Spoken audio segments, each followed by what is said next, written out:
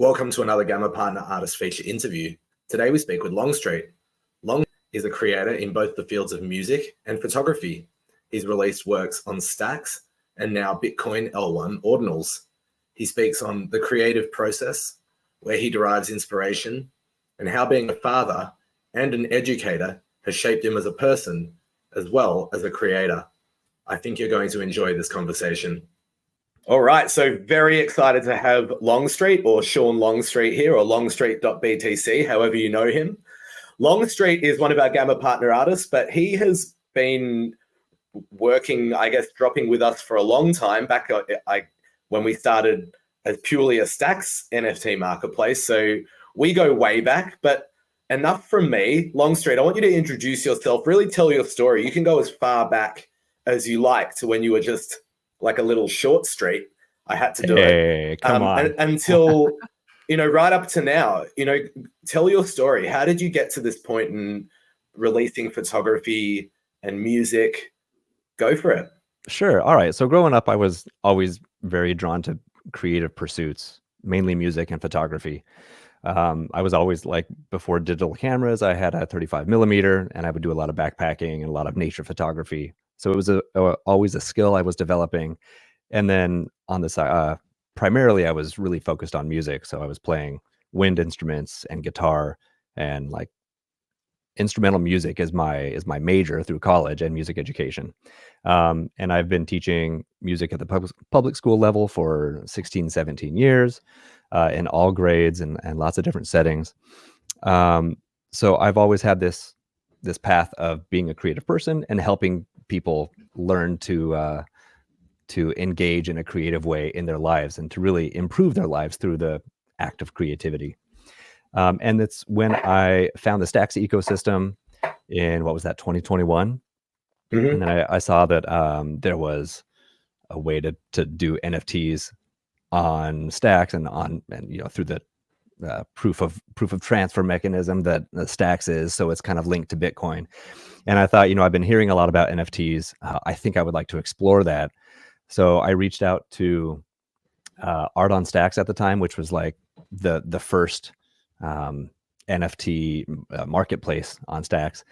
And I said, I have a collection of photography and I'd like to release it. And it's called Venice Visuals. And it's 100 images that I had been taking and collecting over my 7 years of living in Venice Beach.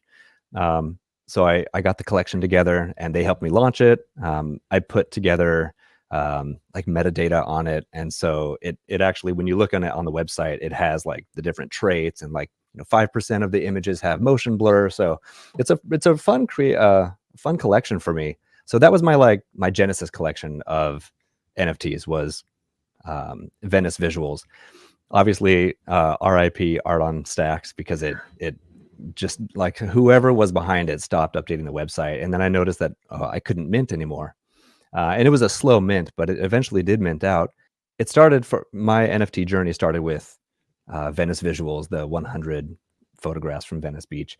And from there, that just opened up a floodgate for me. And it really led to a renaissance for me as a creative person. And since then I've released over 30 music NFTs, and a lot of photography collections as well. Some collections, some just individual one-of-ones. And I've just done a lot of experimenting and collaborating with people over the past couple of years. And it's been super rewarding as a creative person to just think about the new tech, what's possible, to connect with so many smart people who I think will probably talk about and loop into these conversations. It's been an honor and an absolute pleasure to be so creatively engaged over the past couple of years. Yeah, I think that you've summarized it really well. And I was one of your early Venice Visuals collectors and I still hold them. So yeah. Very, very happy with that. Tell me let's dig more into your music to start with, and then we'll get to your photography. You've been playing for a long time. I know you were gigging and things prior to this whole space. Did you grow up playing music? Was it something you did back when you were a kid? Where did that start? And tell us about the evolution up to this point. Yeah. There's a video of me playing keyboard when I was 5 years old. So I know that the keyboard was around. We always had instruments. There was a guitar. I started formally learning in fourth grade. on flute, and then I picked up trombone in high school, and then I just like the band kids, they were my clique, and I found a really good community with them. And I was really lucky to have a really good music program in all of our schools. So that was really what got me hooked onto making music, and specifically instrumental music, wind ensemble, and especially jazz. So that's when I started falling in love with jazz music, and I started composing. I had to choose like if I wanted to play bass trombone or guitar as my primary instrument when I went to college. And my guitar teacher said, if you're undecided, Sean, let me just try to help you here. So imagine there's like the beautiful girl on the balcony and you would like to serenade her. Are you going to do it with a bass trombone, or are you going to do it with a guitar? And I said, oh yeah. I was 18 at the time. All right. Yeah, I think I got it. So I I continued to play both instruments, but guitar was my focus. That's my primary instrument, and it's good because it's a good composer's tool. And you can always have a guitar. You can take it around everywhere you go. So yeah, guitar is my primary instrument, but I love composing and arranging. I had the Longstreet quintet for a while, where I was writing original music for a jazz quintet, doing a lot of performing. I performed at a lot of music for a lot of musicals. So I love like the canon, the repertoire of musicals that's out there. So yeah, I did a ton of music making. When I moved out to Los Angeles, I was living in Riverside County, which is like 2 hours east of LA. And when I moved out to LA, the performing really slowed down. I stopped writing as much because I was really focused on like the education career, writing curriculum, and then just on the side, like starting a family. Took a lot of focus away, and I didn't want to go hustle down like a $75 guitar gig that any of the 10,000 graduates from the USC guitar program were willing to go out for. So the performing started slowing down at that time, and like I said, I started focusing on curriculum design and education, and that dovetails really well into the timing of the Stacks NFTs being available, because at the time, my second daughter, my second child, my daughter was born, and I started to get a little bit more time to start thinking about how can I be creative again, because having kids and starting a family, it's just it rocks your world. Everything changes. So I started to be able to think I can be creative again, and so that's what led to the timing of like the creative renaissance that I experienced over the last 2 years. And do you find that all of those life events inspire you? What drives you to create musically, or what drives you to then use photography? Do they intertwine for you at all? Yeah, it's all creative. I mean, it's capturing a feeling or an emotion or a moment, and trying to share that with other people, because I think we all have this desire to feel heard or seen, or to share our experiences with other people. It's how we connect with each other. And if we look at a great piece of art, or we listen to a great piece of music, if we put ourselves in the artist's position and try to imagine what they were experiencing and what they're trying to convey through their art, it's a cathartic and a moving experience. And it's rewarding to provide that to other people, but like on a deeply carnal level, like we have this desire to be heard and to express ourselves. Um, and some people, we all have different ways of doing it. Definitely. And how do you find you express yourself through music in comparison to photography, or are there links?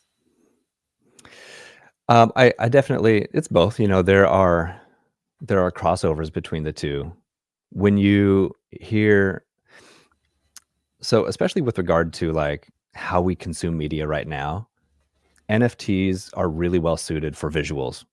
With social media, we're scrolling, we're swiping, and we often don't like spend that much time looking at an image.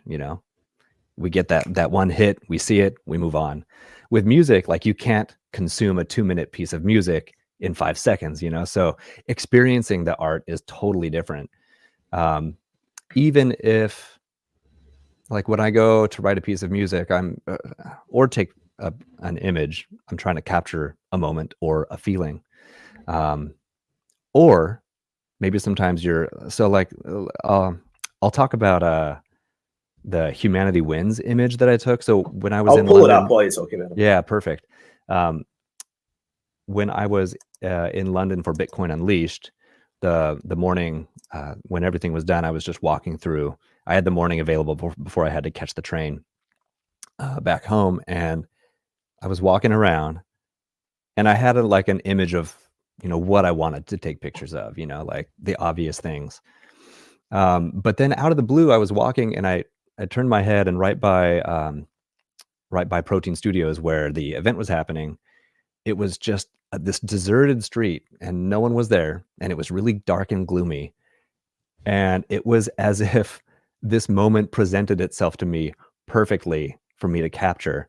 It really felt like it was just this beautiful opportunity that presented itself. So sometimes these things happen. You can go into a creative endeavor with intentions, and sometimes you just have to be like, find an empty slate and see what comes up. So many different approaches to the creative process.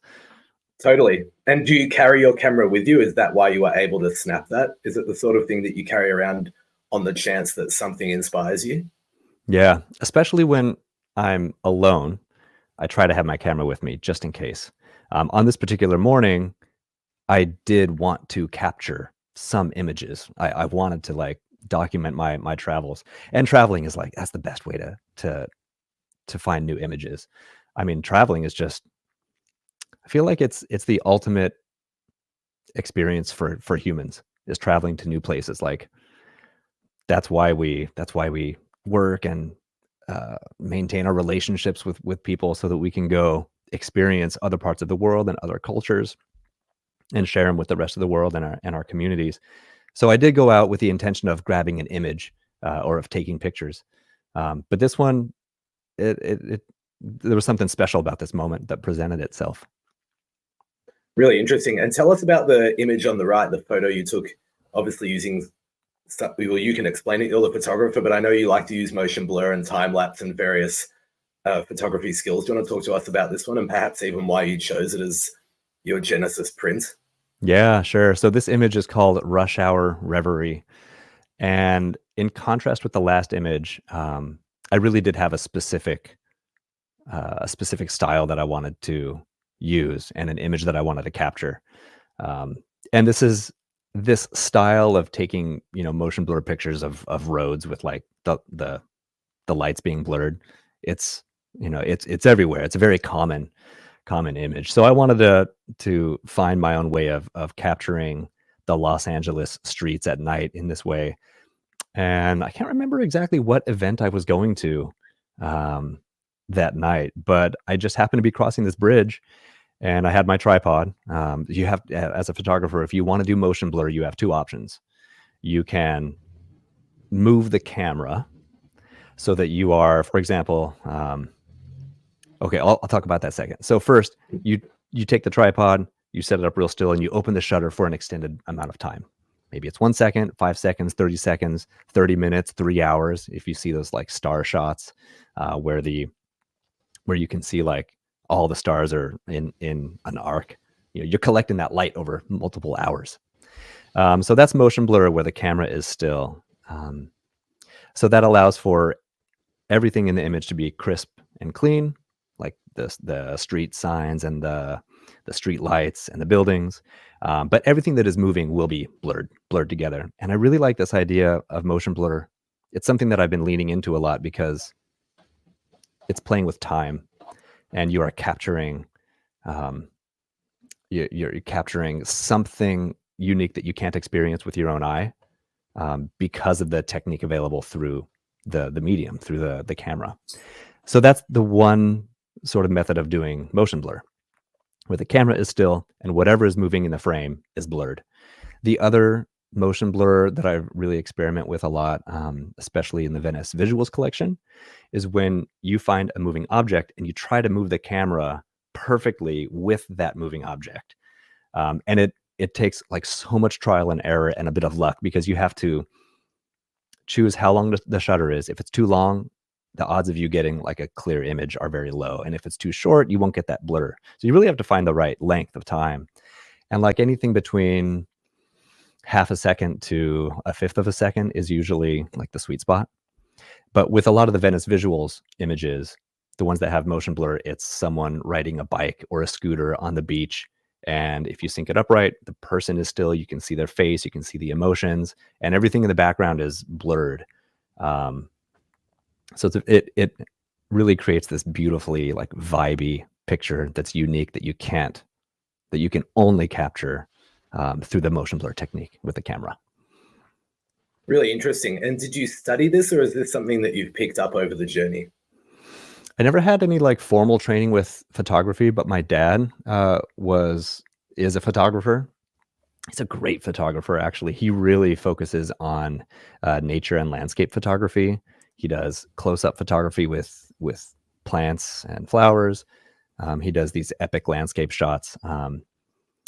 And he's, if anyone wants to look him up, his name is Michael Wall, and he's on I forget the site he publishes on, but yeah, he's a photographer. So when we did a lot of backpacking and camping growing up, so a lot of my experiences were as a teenager. We both had our 35 millimeter cameras out, and he was showing me like how the camera works, what the options are, and we did a lot of experimenting too with lights, where we would take a dark room, and we would experiment with these open shutter shots, experimenting with like light painting. So you may have seen, at night, if people wave around like glow sticks, you can like do writing, you can write words with glow sticks. So that's called light painting.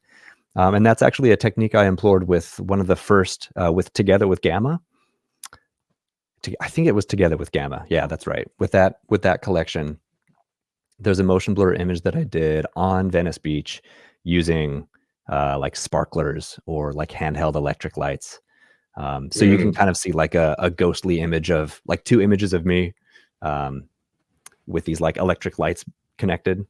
So that's all taken in one image. That's a 30-second exposure, where in those 30 seconds, I walked in the frame on one side, moved the lights around a little bit, and then went to the other side, like faced myself, wrapped the lights around, and then walked out the other side. So that was Together with Gamma. And you've employed that technique for this photograph, I assume? Exactly. So that's and that's the earliest ordinal that I have. It's a really low That is inscription. early, What is that? 14,000. But that's one of my favorite images. So yeah, same thing, using the motion blur. I set up on Venice Beach, and so I wanted to connect this Bitcoin on Venice Beach collection to Venice Visuals. So that's why I was taken on the beach, doing that motion blur technique. So with this one, I took a sparkler, lit it on fire, and then walked out, and I had a Bitcoin bee carved out and wrapped in tinfoil. So it was like really reflective. And then I just slowly, over those 30 seconds that the shutter was open, put the sparkler in front of that Bitcoin bee to make that like sparkle and shine. Yeah, it's really interesting. And so it would have taken a fair bit of setup. And I pulled it up before, and I'll pull it back up. This is something completely different. I assume it was a little bit more planned or staged in a way, but you were still exploring light and dark and shape. Talk us through your collection's circles. Circles. That was a beautiful opportunity. So my wife is in a band called Carmina, and they were shooting a music video for a song called Fire All Over You. And we rented a studio in LA, and we had these great lights set up, and we had two dancers. They had really different styles of dancing. One is obviously a hoop dancer, so she uses two hoops to do dancing. And in between the filming, I was taking behind the scenes footage and pictures. So this is a collection of the images that I captured during that shoot. Coincidentally, it worked out really well. Look at the color. The color combinations of orange and like purple and pink. This was a really unique set. And so were these photos all by chance? You were just watching it and taking photos, or were some of them put on? What's your style? Do you prefer it to be natural? I know you like to just take photos and not even necessarily put them on the blockchain. What do you like to take photos of? What really gets you going? Yeah, everything. I spend most of my time just trying to be open and to capture things that are happening. unless it's like, you know, I have a photo gig where I'm trying to. So I do a lot of photography and videography for music performances, specifically like in schools where they are trying to uh, make flyer and promotional material. So sometimes I'll ask people to like pose, or, you know, I'll try to create a moment. But for the most part, my style is to try to capture what's happening, candid photography. Have you been in a place where you thought, oh, I wish I had my camera, I don't have it, or do you always have it on you? I mean, basically, those moments only happen when you don't have the camera on you. But the phone, I mean, it's crazy how good phone pictures are. And before I decided that I needed to invest in my gear, the phone cameras were getting so good that even like a medium quality DSLR was the phones were performing better in like low light situation. So it was discouraging for me when I had like my my like medium quality DSLR, and I was like the guy who always had a camera before it was ubiquitous for like camera phones to be really good. So I remember this like turning point in, oh, for me it was like maybe 2015, 16, and I had my like medium camera. And then people were getting better phones and better pictures in low light with their phones than I was getting on my like professional camera. And the reason was, you just have to get a full frame camera. You have to like throw down on money and good glass, which is a good lens. And if you do that, then there's a massive difference between what you can get on the phone versus a camera. But unless you really do have to like invest in the gear now, if you want to take pictures that have great quality and that you can enlarge and that you can with capturing better light. The phone is always a good backup. So I'm always taking pictures and videos. And you mentioned you're a father and you're a teacher. How do you take, I guess, what you've learned in your creative journey and then use that in your parenting and raising your kids to be aware of that sort of thing?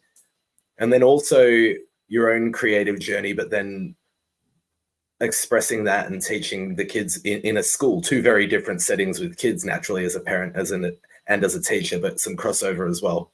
Yeah. Just listening all the time and understanding where someone is coming from. Because if, like, I may have goals as a teacher, for example, I may have goals of what I want to accomplish in a lesson and in a unit. And I've done this so many times, you know, I've come in with what my expectations are, with how the lesson will go and how the students will take it. And then it's just not landing. And then you have to think, okay, what's the disconnect here? Am I not saying the right thing? Are they not at the place I think they are, or are they just not listening right now? And then you have to listen to them and try to understand where they're coming from. And we're humans, so we're so volatile with like our emotions. And I mean, it could be that kids are tired for the day. They're just not like receptive for a moment. And especially with teenagers, they're emotionally volatile, you know, especially in middle school. They're there like to socialize, and it's overwhelming what's going on with their bodies, with the hormonal changes and their transition into like social lives. So that's why the arts are so especially important, because it gives them a way of expressing themselves when they may not, where they may not otherwise have.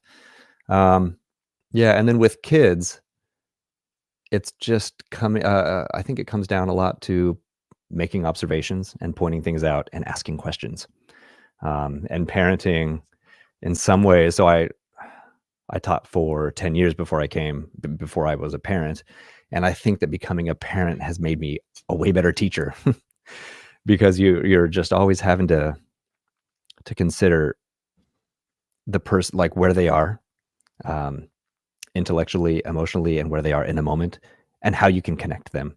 Uh, so yeah, becoming a parent is challenging, but it makes you a better teacher. It makes you a better human.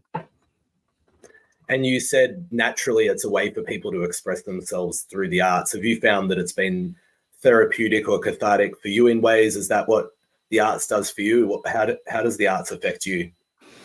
For me, it's emotional processing. Like if I'm having a hard time in life, in a moment, and I can't really articulate what it is, um, doing something creative helps you like emotionally process.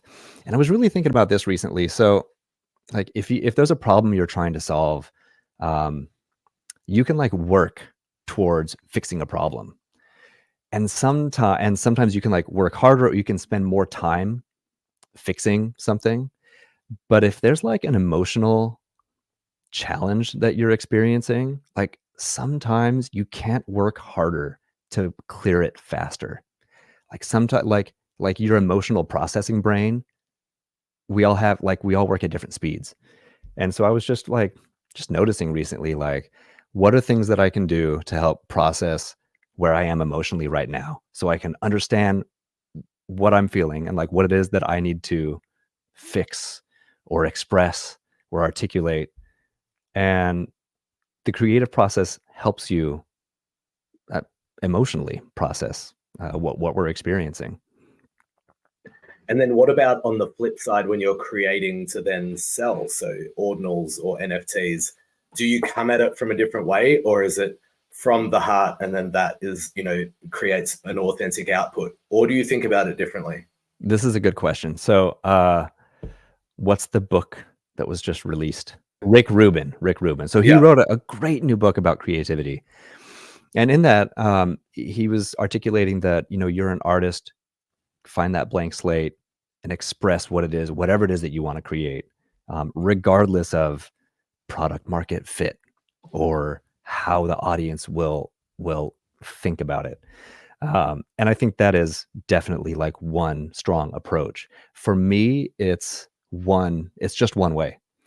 And a lot of the collaborations and the pieces that I've released, whether they are music, MP3s, audiovisual, or images, if I consider what is like trending right now is kind of has a negative, not negative connotation, but what is popular, what are people really liking, what is resonating with my audience, Mm. and what can I do to give my audience an experience that's moving or that lands with them or that resonates with them. So I've really, if you think about that as a spectrum of, on one side, what's the art that you want to make? What's the experience that you want to share? And on the other end, what is the product market fit? And what does my audience want to see? If you think about that as a spectrum, it's all good. You can find yourself at any point there. And um, there are definitely pieces where I've thought, what what will land well with my audience right now, and what could I make, especially when it comes to collaborations. And one of the approaches that I advocate for anyone who's coming into the space, into the Web3 space, is jump into communities, see what's popular there, and see if anything resonates with you in your own way so that you can have your own take on what's happening in a community. Really interesting that you brought that up. You kind of front ran my next question. It's interesting. You've released a lot of photography on your own. You've released a lot of music on your own, but you've also collaborated and with another Gamma partner artist, Arno from Earth. Tell us about the collaborative process, and then also touch on advice you would give people in the collaborative process, pardon me, because you're two different people with two different ideas. How do you meet in the middle, and then how do you find that happy medium to then go, yes, this is ready to release? So Arno, I've had the honor and pleasure of collaborating with a lot of people in the space, and Arno he's a beast when it comes to creating like unique art. But what really sets him apart is his attention to detail and wanting things to be like pixel perfect. I've seen him spend hours making the most subtle changes on something to take it from like 99% ready to 100% ready, and that's really inspiring to me. And I try to have that approach too. Although it is a balance, I will say, between like being trying taking the time to make something perfect when sometimes you just got to ship it and move on to the next thing. Like that is a challenging um, that's a challenging concept for a lot of artists to have. But I see Arno as being willing to take the time to make something perfect, that so that he's really proud of it. So we've done a few collaborations. The most enjoyable one was Loop Island. And he had this concept of these characters that got stuck in a loop, which worked really well for the medium because, you know, we live like this like GIF culture, right? We see loops all the time. And it worked well for little bite-size consumables, right? So he came up with these 4 characters, and he would send me the early sketches of the loop. So like one was a strawberry riding a cake, and one was banana Brett. It was. Yeah. And one was a drink to die for, which was a glass of like a gin and tonic or something like that, like with squirting like lime into the drink. They're really wild creations, and I've never seen anything like them. So he approached me with this idea he had, and he wanted music for it, which is really something that I enjoy. I love the opportunity for when someone says like, I have this idea, these are the visuals, what's your musical take on it? And in some ways having, like, if someone hands you a blank piece of paper and says like, write me something, it's really intimidating. But if someone says, write me something about this, these are the parameters, try to make it less than this length, or try to think, when you have those parameters, sometimes that's a creative unlock. So yeah, when Arno started giving me the sketches, for the most part, like the first sounds in my head are what we ran with, and we just the initial spark, the initial idea is the thing that we saw through. Yeah, and you've done the same thing with Kung Fu, even though rest in peace Kung Fu. And Yeah. you do the same thing with Project Indigo. So you've created music and you've collaborated with big projects and big creators. Yeah, Project Indigo is really special because that for me marked the start of this creative collaboration where I was providing music to the communities. And I said, you know, I'm really inspired by what's happening here. I think I could create music that really brings the world alive, the wasteland alive. So yeah, I just voluntarily made music that I was inspired to make because of the game, and then we just kept going. So I think I've released 4 pieces of music that are from the game. And so tell me, as we start to wrap up, what's next for Longstreet musically, photographically, artistically? Yeah. What is next for me? Sometimes you don't know. You just got to be like in the moment and be ready. But I'm really turning my focus right now on onboarding and enabling other artists to be creative and to break into the Web3 space. And I've been thinking about my approach over the past couple of years and trying to create like a template for other people in their Web3 artistic journeys. And for me, and this is something that I talked about on the how to build an NFT brand during the Bitcoin Unleashed in London. So I'll just go through that real quick because this is something that I'm really focused on, and I want to share with other people if it helps them. So I have this like flywheel approach where you just take all of these different components and they all feed into each other and build momentum to help an artist like grow and establish themselves in a new community. So this flywheel approach, it starts with one, creating great, unique art. And you can really think about making unique art that you can only do like on the blockchain or only do because of the tech. I was talking recently with an artist named Gaz Lawrence, who does these incredible like interdisciplinary artistic pieces between science and art. He's not an NFT artist yet, but I think he's open to it. So he does these interdisciplinary pieces because he was a science teacher and he's an artist and a musician. And one thing he articulated to me is that if and when I do NFTs, I want it to be unique. I don't want it to be like a physical print that I would normally do. I want it to be something unique that is only doable because of the tech, because of NFTs. So number one, create unique digital art. Maybe that's even unique to the the genre, the NFT platform. Number two, infuse your authenticity and your personal story into your art. That's so necessary. It's part of the narrative. It's part of like the marketing. Like, make sure you are seen. Three, engage and build community. So that's immersing yourself in the culture, jumping into these different discords, and consider, like we talked about earlier, considering what resonates with the audience. Number four on the flywheel is use like limited edition NFTs, one of ones, because it creates like the sense of urgency and like limited scarcity. Number five is experimenting with utility. So there's like token gated access to a community, to you. Maybe there's early discounts or access to new work that you're releasing. You could use token gating for like redemption of physical goods. This is part of the use case of one of the other use cases for NFTs is for tracking ownership and provenance, right? There's like utility, like in-game utility, and this is something that Project Indigo does. You have their NFTs, and then that translates to utility within a game. So 5, experimenting with utility, and 6 is something that I'm really big on and passionate about, and that's collaborating with other NFT artists and brands. And 7, reinvest in your personal growth and digital tools, and go to conferences and meet new people.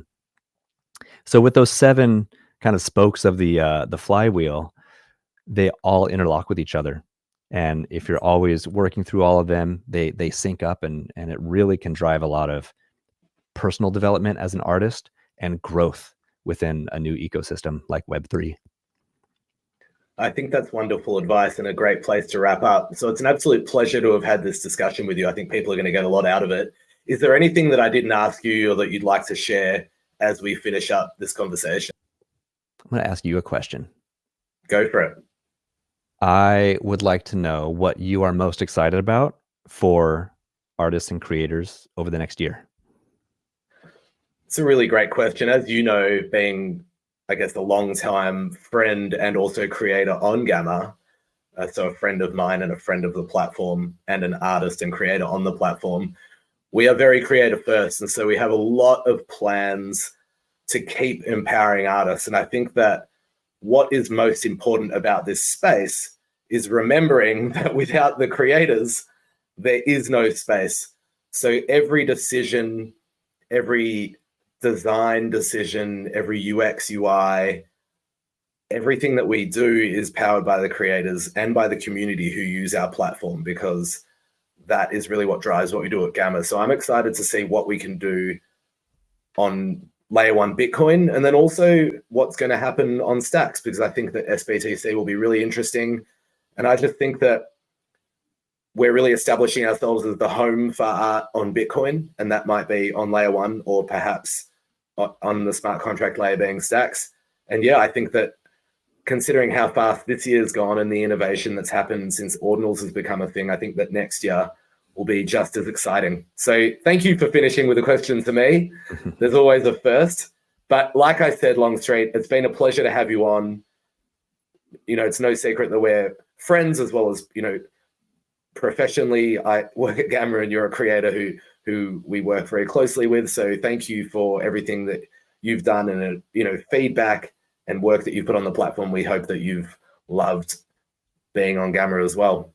Yeah, I want to take the opportunity to thank you and Nick and Jamil and everyone at the team at Gamma, because it's been a really a necessary and helpful tool for me, enabling this like creative renaissance that I've been experiencing over the past 2 years. It's all really been enabled through Gamma, and my multiple questions and like understanding the limitations of what I could and could not do, and growing and learning about this new ecosystem. So I'm really grateful for all the tools and support that you guys have provided.